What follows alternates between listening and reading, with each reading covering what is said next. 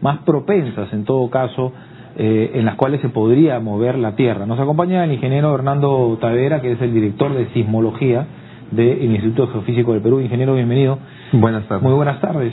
Hemos hablado con usted en varias oportunidades y eso es bueno además porque nos permite estar atentos, ¿no? Estar alertas. Lo conversábamos detrás de cámaras. Episodios como el de Chile, dentro de la tragedia, el desastre, son buenos porque no solamente nos llaman a la reflexión, sino que permiten a especialistas como usted y los institutos geofísicos del Perú estudiar precedentes, ¿no? Y dar sus conclusiones. Mire, quizás podríamos decir de que este siglo XXI es bastante importante para la ciencia porque se ha podido a nivel global experimentar la ocurrencia de grandes terremotos que nos permite cada vez tener mayor información para entender cómo es que se libera la energía, cómo es que se produce el desplazamiento de las placas, ¿no? a nivel global. Y en el caso de Latinoamérica o Sudamérica, realmente pues los eventos de Chile y el evento de Haití, que también no hay que dejarlo de lado, nos muestra realmente que tan complicada es la geodinámica, tan complicada es el modo de cómo se van generando estos terremotos. Por primera vez en el caso del Perú hemos observado que terremotos en el sur del Perú, desde Ica hacia la frontera de Chile, empiezan en un punto y la energía se propaga hacia el sur, ¿no? Eso no lo hubiéramos sabido si no hubiera ocurrido el terremoto del 2001, el terremoto del 2007, ¿no? Es algo realmente que llama la atención. Y tal vez la explicación sea para nosotros el hecho de que al norte de Ica existe, en la placa oceánica, existe una cordillera que también se llama Nazca, que colisiona con Ica, y esta estructura es la que de alguna manera controla que la deformación no se propague hacia la parte superior de Ica, sino se vaya hacia el sur, que tiene mayor facilidad de poder deformarse. ¿Esta es la zona más expuesta que hoy tiene el país? Exactamente por la presencia de esta cordillera que le he mencionado, la mayor frecuencia de actividad sísmica de cualquier magnitud siempre está presente frente al departamento de Ica y un poco hacia el sur. Hacia el norte esta frecuencia de sismos va disminuyendo considerablemente. Es importante recordar en esa misma línea, ingeniero, que la Tierra tiembla todos los días, ¿no? Y muchas veces al día, sino que es imperceptible. Nosotros mayoría, registramos, ¿no?, eventos sísmicos por lo menos 3 o 4 por día que ocurren en el país. Y cualquier persona también puede decir sin menor a fallar, sin intención a fallar, de que mañana va a haber un sismo de magnitud 4 en el Perú, mañana va a haber en Chile uno de una magnitud 4, o sea, es parte de la geodinámica de la Tierra, ¿no? Si vamos creciendo en la magnitud del sismo, también tenemos que crecer en el periodo de retorno de estos grandes eventos. Correcto. Enfoquémonos en Chile y después volvemos nuevamente a nuestro país. El caso de Chile es peculiar porque el año pasado hubo uno en la zona sur, esta vez ha sido en el norte, ¿no? Entre Iquique y Antofagasta, me parece, ¿no? Y hay un espacio entre ellos. Lo que usted mencionó hace un momento, la ciencia en este momento ha logrado no predecir el sismo, pero sí pronosticar. Es decir, saber el lugar, la región que tiene más probabilidad de generar un sismo, y en función de esa área estimar el tamaño que podría tener el sismo. Entonces, todos los aportes de ciencia que hemos hecho, en el caso de Chile, nos indica que desde Arica hasta Antofagasta es la zona que está acumulando energía desde el año 1877, que debería generar un evento bastante importante. El año pasado ocurrió un evento en torno a la ciudad de Iquique, con una magnitud de 8.2 aproximadamente. Ahora ocurre en el extremo sur de esa gran área, al norte de Antofagasta, con 8.3 en este caso, ¿no? O sea, los dos eventos han ocurrido en los extremos de esta área que está reconocida, ¿no? ¿Y qué pasa en esos casos? Digamos, ¿hay un precedente que luego vendría un corte? No existe precedente porque no tenemos... Estos terremotos son cíclicos, pero por encima de los 200, 250 años. O sea, no tenemos la suficiente información como para poder realmente tener una idea cuál sería el comportamiento o qué es lo que sigue en esta región. Pero ¿no? este episodio de ayer, el de abril del 2014, el del 2010... ¿guardan alguna relación, además de estar muy pegados en el tiempo? Usted tiene que tener en mente que la placa de Nazca, desde Colombia hasta el sur de Chile, se está desplazando continuamente debajo del continente. No puede desplazarse de un solo golpe, por así decirlo, todo a lo largo de la costa, lo va haciendo por partes. Por partes. Entonces, Correcto. cada vez que se genera un sismo es porque en esa parte se ha vencido la resistencia en el desplazamiento y genera el evento sísmico, ¿no? En pocas palabras podemos decir, si en esta región se desplazó con un sismo, es lógico esperar que le toca a los costados que en algún momento tiene que hacerlo, ¿no? Entonces, por eso es que nosotros podemos visualizar frente a la costa de Sudamérica la ocurrencia de varios eventos y nos va dejando de manera clara qué zonas son las que tendrían que desplazarse en algún momento y aún no lo han hecho. Ahora, la costa es la que más sufre en Chile, ¿no? Y de hecho más que en nuestro país. Claro, Chile es un país bastante costero prácticamente, ¿no? Y todas las ciudades están desarrolladas a lo largo de la costa, entonces tienen un mayor riesgo que nosotros por la presencia de la cordillera misma, ¿no? El pronóstico en ese sentido, entonces, ¿no? Siempre, por supuesto, sin el ánimo de alarmar, sería de, usted le señala, en esta zona central del tramo que usted nos ha mencionado. Sí, ahí está, se presta toda la atención en este momento, y prueba de ello es, por ejemplo, que toda la comunidad científica, trabajando en conjunto, estamos monitoreando toda esa región sur de Perú, norte de Chile, porque a la postre al final eso se comporta como un gran laboratorio para nosotros, poder recolectar la suficiente información para entender, le repito nuevamente, entender todo el proceso de la génesis de estos terremotos, ¿no?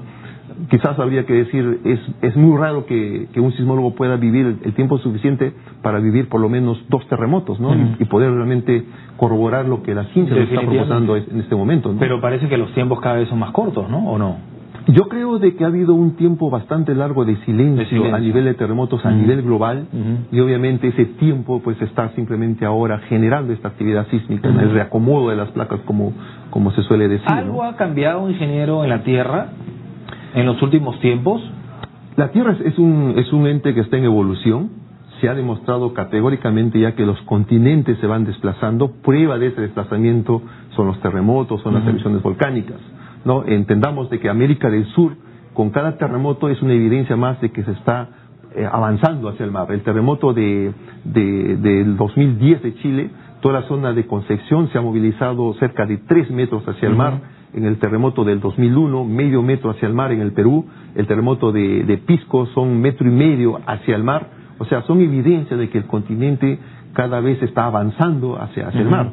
Y obviamente hay que entender que en un futuro de miles de años, el continente nuestro se va a desplazar y probablemente pues tengamos un nuevo surgimiento de un megacontinente de aquí a millones de años, ¿no? ¿Así? ¿Un poco más pegado a Asia o Asia también se mueve hay que entender en ese mismo sentido? Hay que entender que América del Sur hace 200 millones de años atrás era parte del África. Los dos eran un solo continente. Por esta actividad que hay en el interior de la Tierra ha hecho que eso se separe y cada vez se va separando más. Se va a separar más y más y más. Entonces, con un poco de imaginación podemos entender de que eso tiene que dar la vuelta nuevamente y colisionar en algún momento, ¿no? Con Asia, por eso le preguntaba. Claro, en el otro lado. Pero Asia no se mueve, Asia simplemente como está en la parte de arriba, simplemente juega un rol como una especie de que estuviera rotando simplemente, no nada más. El continente africano se sabe, por ejemplo, que se está sumergiendo debajo de España, debajo de Italia, ¿no? Entonces esos que también se perdería, en ese sentido se perdería. Hay territorios que se van a perder, obviamente. Como parte de Europa, ¿no? También, ¿no? Exactamente. Ahora, lo que usted nos señalaba con respecto al sur de Perú, Hilo me parece hacia el sur y la parte chilena, ¿nos brinda un poco más de calma a la zona central del país y en la zona norte? No, no necesariamente. Por la distancia que existe en cada una de estas zonas, es un proceso demasiado aislado e independiente, ¿no? En el caso, por ejemplo, del terremoto del 2001, nosotros pensábamos en un inicio que era el terremoto del año 1868 que ya se estaba repitiendo. Se refiere a Arequipa, ¿no? Al de Arequipa, de 2001. Semanas después de analizar la información, cuantificar mejor el proceso del terremoto, llegamos a entender que el terremoto empezó en Ocoña y terminó en Hilo, más o menos 300 kilómetros de ruptura, y quedaba la parte de Hilo hasta la frontera con Tacna, donde se estaría empatando con el terremoto de 1877. O sea, hay un área ahí que todavía no libera energía, que todavía no se desplaza, que tendría que dar origen a un sismo importante en algún momento, todavía no. ¿Podría repetir específicamente para imaginarnos en el mapa cuál es esta área? Bueno, mire, si vamos toda la costa peruana, vayamos así, el sismo de 1746 afectó en superficie más o menos desde el departamento de Ancash hasta Ica, ¿ya? Entonces, entiéndase que si ese sismo se volviera a repetir, probablemente la misma área o la misma zona estaría afectándose. El terremoto del 2007 afectó todo lo que es el norte de Ica y que termina en el terremoto del 96 de Nazca, que afectó todo el departamento de Ica. De ahí, de Nazca hacia el sur, vamos hasta Ocoña.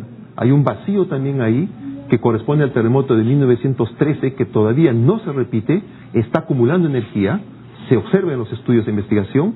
Luego empezamos el terremoto de Ocoña, del 2001 de Arequipa, que se rompió hasta la península de Hilo. Toda esa zona liberó energía.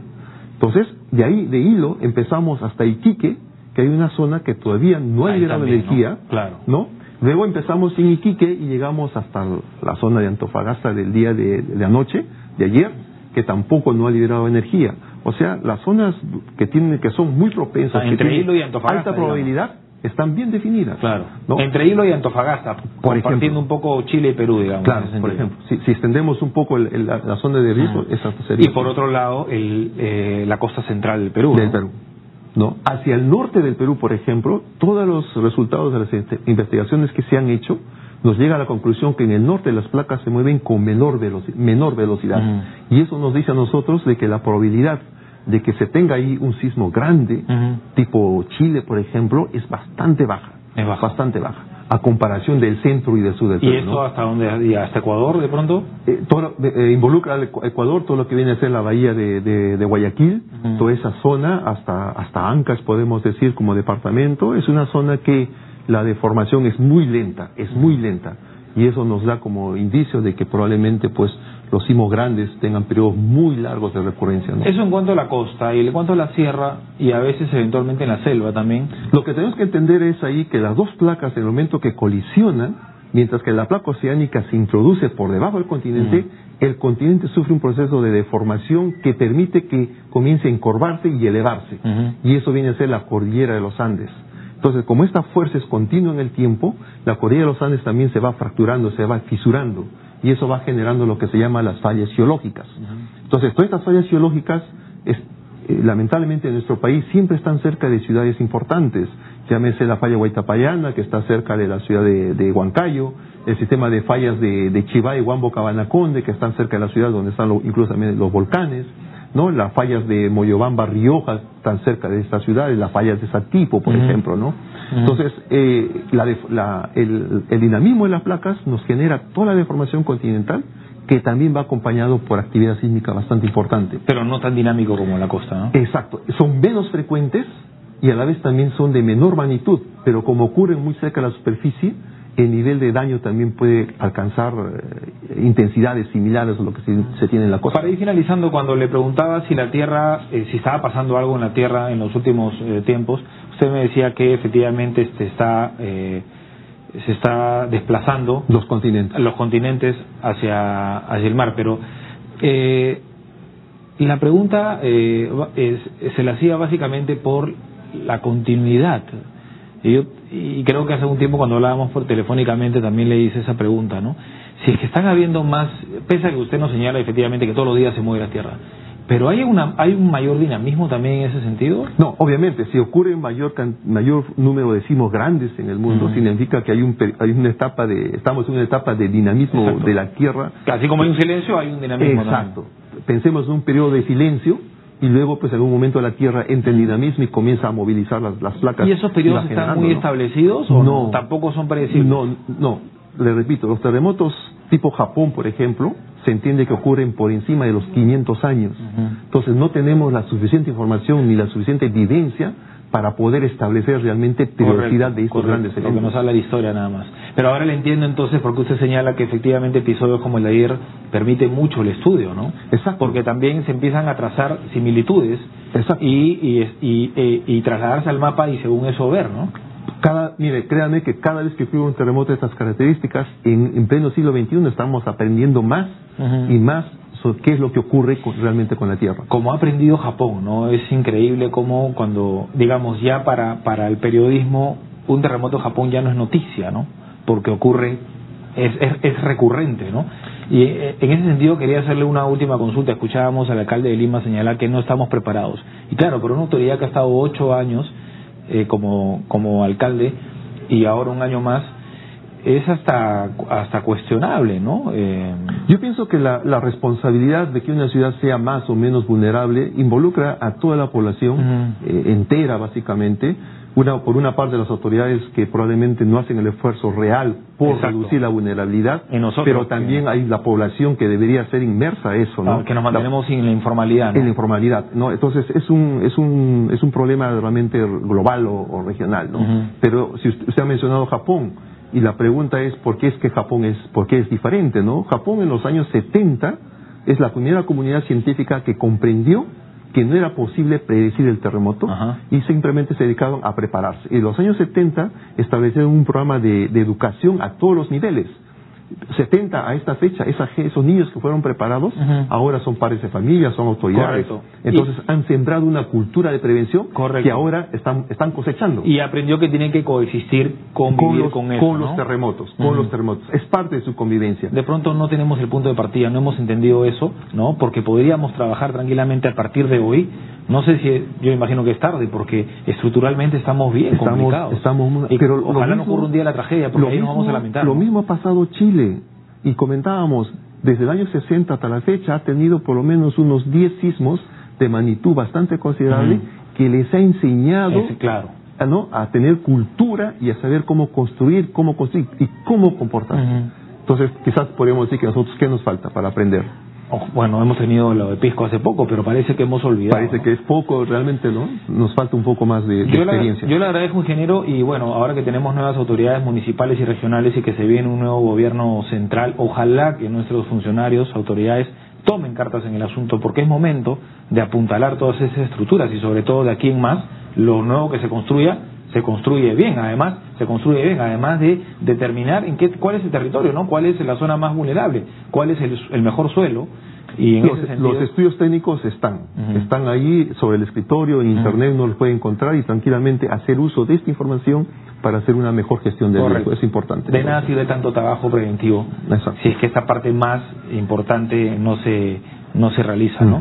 Así es que no esperemos que ocurra, por favor, una tragedia. Gracias, ingeniero. Gracias. Muy amable. El ingeniero Hernando Tavera, director de sismología del Instituto Geofísico de Perú. Pausa.